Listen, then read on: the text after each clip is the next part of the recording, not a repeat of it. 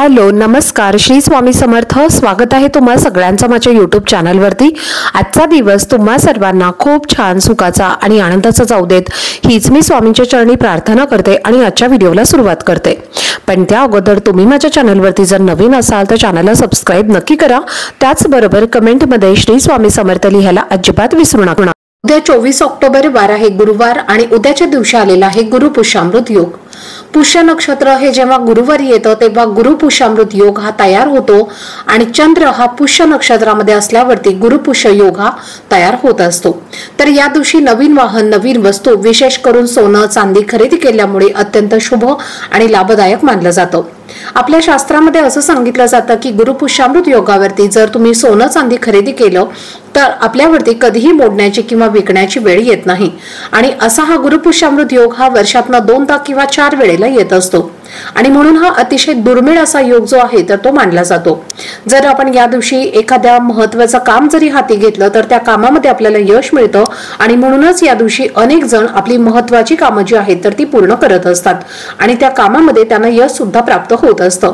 त्याचप्रमाणे या दिवशी अनेक जण नवीन घराची सुद्धा खरेदी करतात, गृहप्रवेश करत असतात, त्याचप्रमाणे नवीन गाड्यांची सुद्धा खरेदी करतात आणि या दिवशी जमिनीची खरेदी सुद्धा केली जाते, अनेक शुभ कार्य सुद्धा केली जातात आणि म्हणून हा दिवस अत्यंत महत्त्वाचा आणि शुभ दिवस मानला जातो।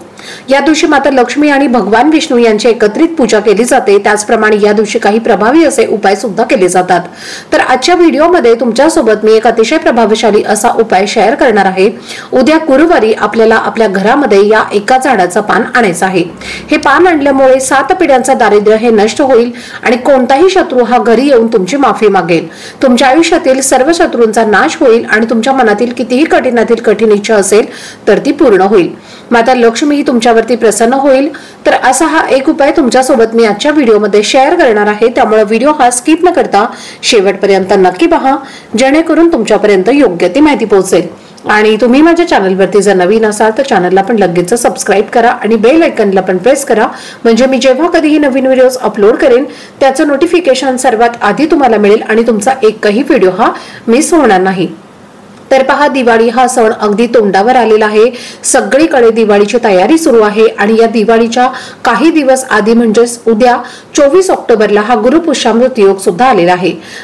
पहा, तब्बल 135 वर्षानंतर हा योग जो आहे तर तो गुरु पुष्यामृत योग हा जोडून आलेला आहे दिवाळीच्या आधी आणि याची समाप्ती ही 25 ऑक्टोबरला शुक्रवारी सकाळी 6:28 होणार आहे। तर आजच्या व्हिडिओमध्ये तुम्हाला मी जो उपाय सांगणार आहे तर हा उपाय तुम्हाला उद्या गुरुवारच्या दिवशी करायचा आहे। गुरुवारी हा उपाय तुम्ही उद्या सकाळी 12 वाजण्याच्या आधी सुद्धा केला तरीही चालेल किंवा जर तुम्हाला वेळ नाही मिळाला तर तुम्ही हा उपाय उद्या दिवसभरात कधीही केला तरीही चालेल। तर हा उपाय केल्यामुळे तुमच्या मनातील प्रत्येक कठीण इच्छा ही 100% पूर्ण होईल। आता पहा, प्रत्येकाच्या मनामध्ये काही ना काही इच्छाही असतातच, अगदी माझ्यापासून ते तुमच्यापर्यंत सर्वांच्या मनामध्ये अगदी छोट्या मोठ्या इच्छाही असतातच आणि त्या इच्छा पूर्ण होण्यासाठी आपण आपल्या आयुष्यामध्ये भरपूर कष्ट मेहनत करत असतो। आपल्या सर्व इच्छा पूर्ण होण्यासाठी आपल्याला कष्ट आणि मेहनत तर करावीच लागते, पण या कष्टासोबत आणि मेहनतीसोबतच यश मिळणं सुद्धा तितकंच महत्त्वाचं असतं। बऱ्याच वेळेला असं होतं की आपली इच्छा पूर्ण करण्यासाठी आपण 100% प्रयत्न करतो, भरपूर कष्ट करत असतो, पण कधी कधी कितीही कष्ट केले प्रयत्न केले तरीही आपल्या प्रयत्नांना म्हणावे तसे यश हे प्राप्त होत नाही। अशा वेळेला आपण आपल्या नशिबाला दोष देत असतो आणि म्हणूनच जर विशिष्ट तिथीवरती आपण आपल्या कष्टासोबत मेहनतीसोबत काही प्रभावी उपाय आणि सेवा केल्या तर नक्कीच आपलं नशीब हे आपल्याला साथ देत असतं।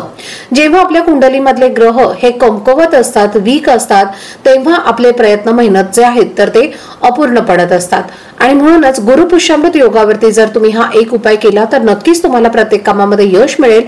तुमच्या मनातील कितीही कठीणातील कठीण इच्छा असेल तर ती पूर्ण होईल।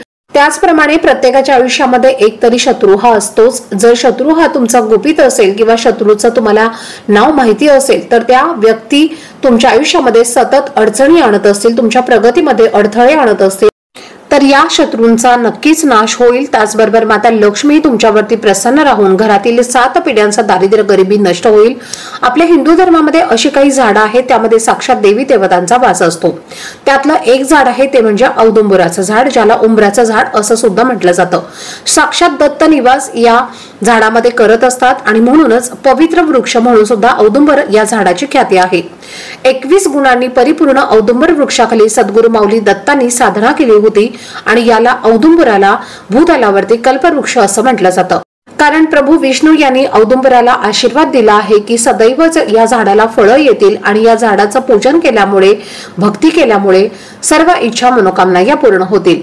तर या झाडाचं दर्शन केल्यामुळे उग्रता शांत होईल आणि या झाडाला प्रदक्षिणा घातल्यामुळे अपत्य प्राप्ती होईल। त्याचप्रमाणे या झाडाचं सेवन केल्यामुळे इच्छित फलप्राप्ती होईल। इतकं महत्व या उंबराच्या झाडाला दिलं जातं। तर या झाडाची पूजा खास करून गुरुवारी केली जाते आणि गुरुवारी गुरुपुष्यामृत योग आलेला आहे आणि याच योगावरती याला उपाय करण्याला विशेष महत्व दिलं जातं। तर आता तुम्हाला काय करायचं आहे, उद्या सकाळी लवकर उठायचं आहे, आंघोळीच्या पाण्यामध्ये चिमूटभर हळद टाकायची आहे आणि या पाण्याने स्नान करून तुम्हाला स्वच्छ कपडे परिधान करायचे आहेत।